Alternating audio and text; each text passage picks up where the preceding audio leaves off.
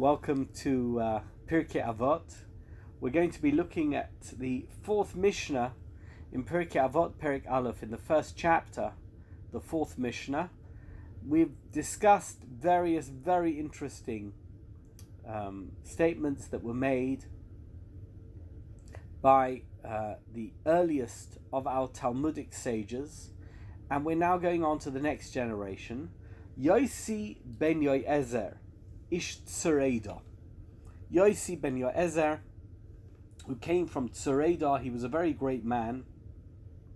The Yosei ben Yochanan, and he had a friend also called Yosei. A little confusing. He was from Yerushalayim, Ish Yerushalayim. Kiblu mehem. They received their Torah knowledge, and this is the concept of Masorah.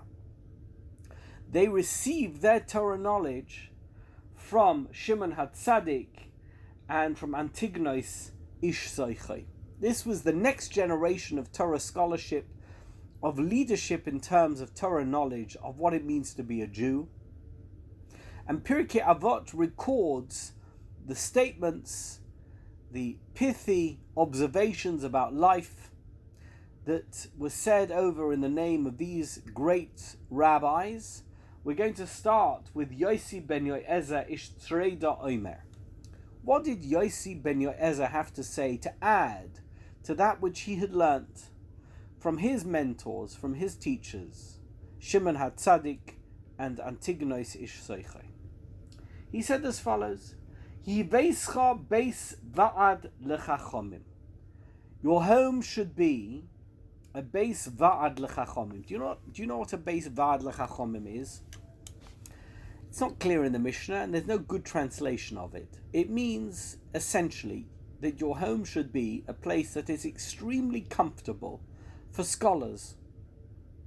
We're going to look into that in greater detail in a moment. I just want to finish the quotation, and then we're going to come back to this concept of Beit Vaad LaChachomim. Vehevei misabek ba'afar agleim. You should cleave to the dust of their feet, to these chachomim. Vehevei shoyse batzoma es divreim, and you should drink as if you are thirsty to the point of being desperate for water. You should drink the water of their words. You should drink their words as if they're water when you are starving for water. Essentially, we see here that Yosei ben Yoezer, Ish Tzureida, is conveying a concept that we're familiar with, but which we need to understand in greater detail. And that is that if you are truly committed to Judaism, to Torah, to being in the service of God, it's not good enough just to do it on your own, to the exclusion of all others, and just to believe that you have the concepts of whatever it takes in order to achieve that objective. You have to make your home into a Beit Vaad LaChachomim. That means there are always those who know better than you. What is your attitude towards those people? I know I grew up in a home where if there was a rabbi who visited, I come from London, if a rabbi visited London, it didn't matter if it was a Rosh Yeshiva or the rabbi of some city or town or a Hasidic Rebbe, my father would invite them to his home and he would introduce us to them, show them great deference and respect. My father understood this concept of making your home a Beit Vaad LaChachomim. Show your children, show your family that great rabbis and great scholars have value. You know, in the world of business, they always say this horrible expression: brains are cheap. Essentially, in the capitalist world, and I'm not an anti-capitalist, I'm just making an observation. In the capitalist world, the most important thing is making money. So if you have the brains to make money, that means if you have the natural instinct to turn something, you can monetize something, turn something into a business opportunity, then you have greater value than somebody who's come up with a concept who may not be a great businessman. Ultimately, it's often the case that people who are very innovative, brilliant, are not good business people. They're not necessarily money makers. They're not motivated by money. What are they motivated by?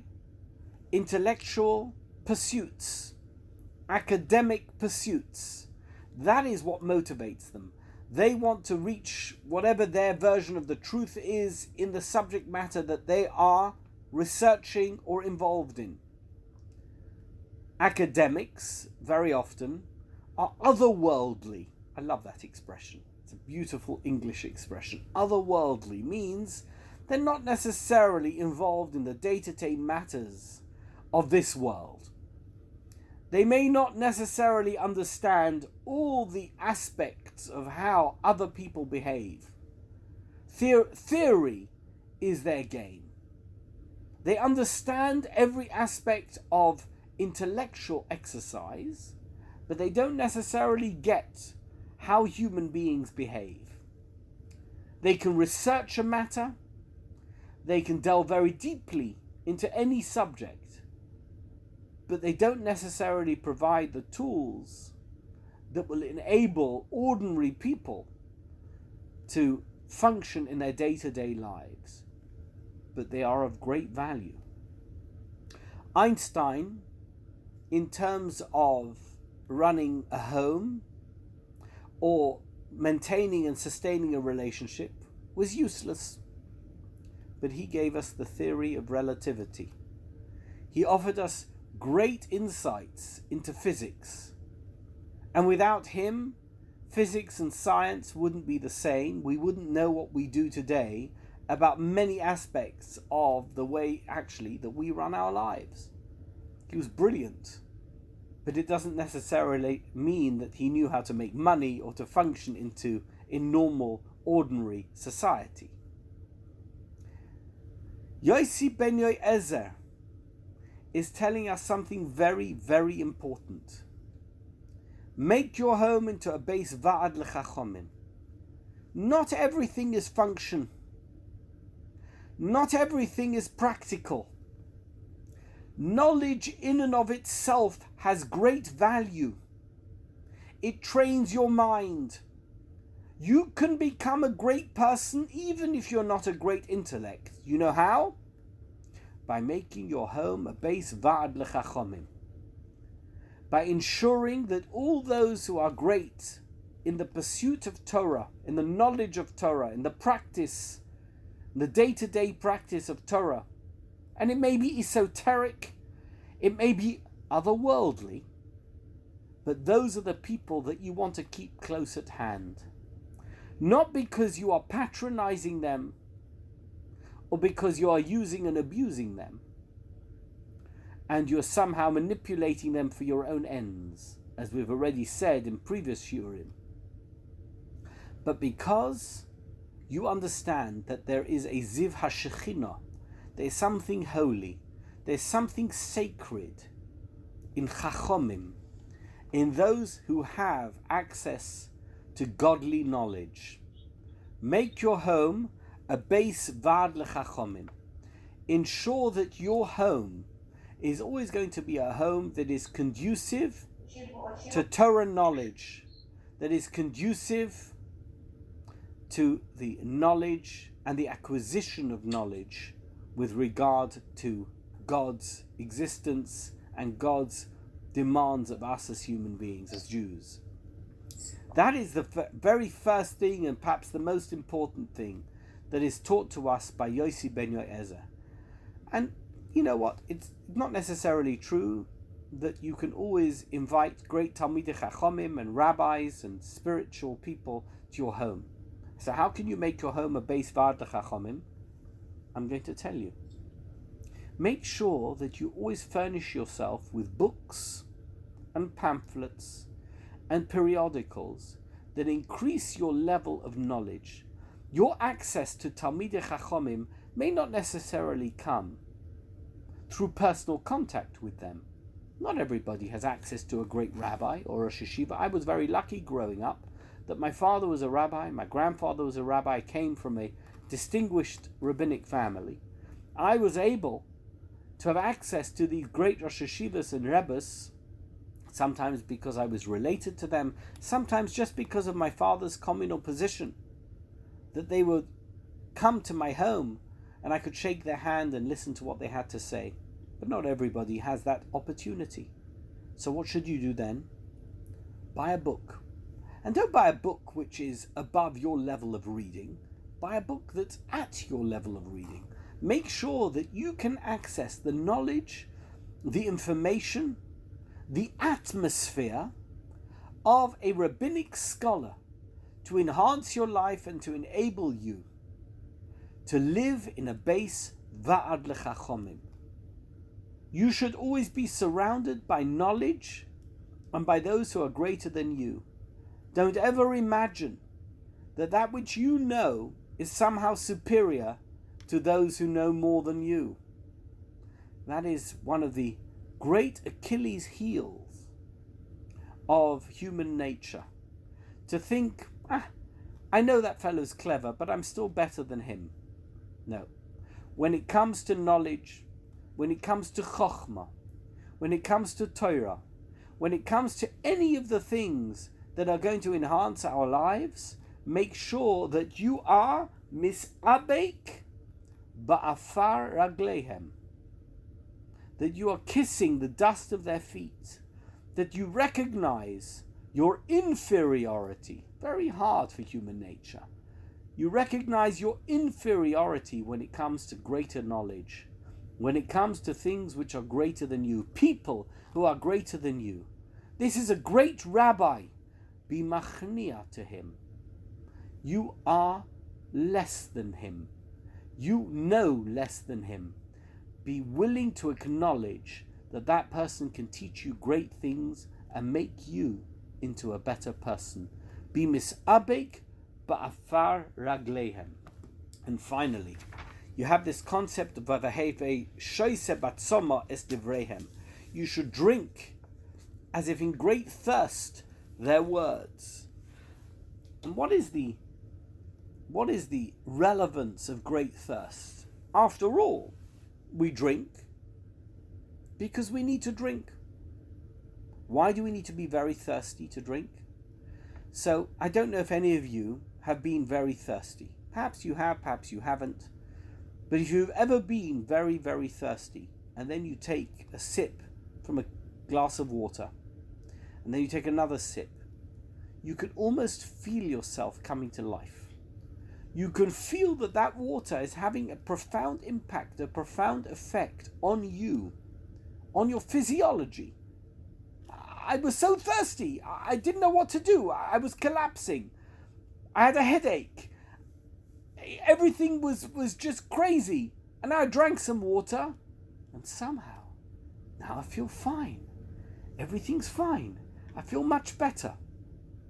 You know, the Mefarshim say that water is very unique in that it doesn't need any preparation in order for it to have its effect on the human body. Most food needs to be cooked, or at least to be cut. Something needs to be done to it.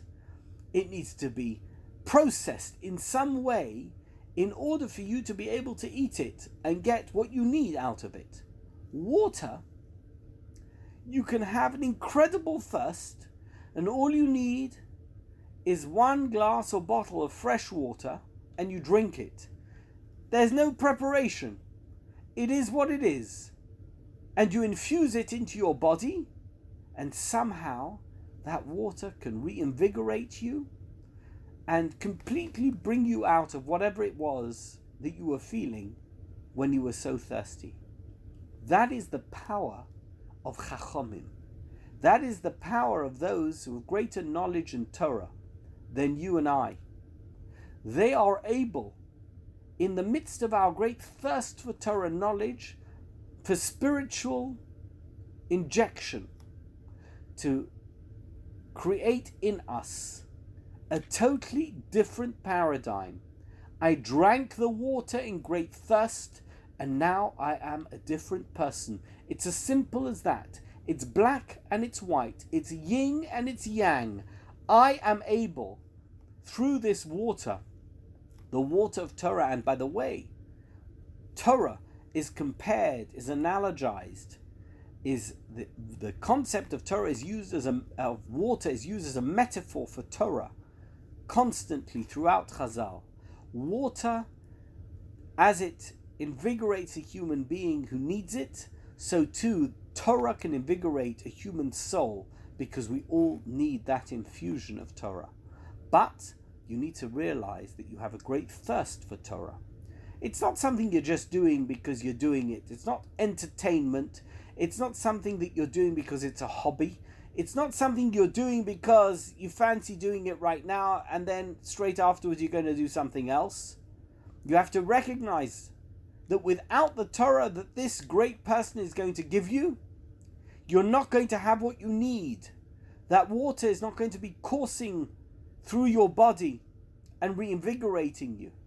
The infusion of Torah is no different than drinking water when you are so thirsty that without drinking water you would expire.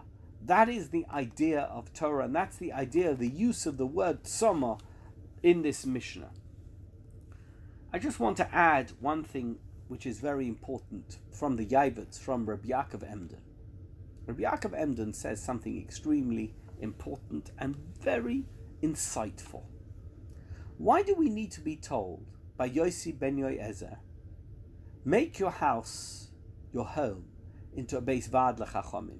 Surely we all recognize, if we have the opportunity, that it's a wonderful thing to have great scholars in our homes. Says the Yavets, no. It's interesting. Human nature is not like that at all. We don't like to be exposed to the fact that we don't know everything. We like to think that we are fully informed, highly intelligent, and very erudite. Every human being thinks that they're cleverer than everybody else, and even if somebody they meet is cleverer than them, they'll find something about which that person is stupider than them, and then they'll say, well, I know that person's very clever, but really they're very stupid, and I am cleverer than that person. Says Rabbi Yaakov Emden, make your home into a Beit Vaad LaChachomim, and be mis'abek ba'afar ragleihem. What does that mean? Don't be like a regular Amoretz. Don't be like a regular person who says, I don't care how much that person knows. Yeah, I'm very impressed by his knowledge, but now after 15 minutes I'm bored, and now I want to move on to the next thing. I want to watch Netflix, I want to have a nice meal, I want to go on vacation. No. Make your home into a Beit Vaad LaChachomim.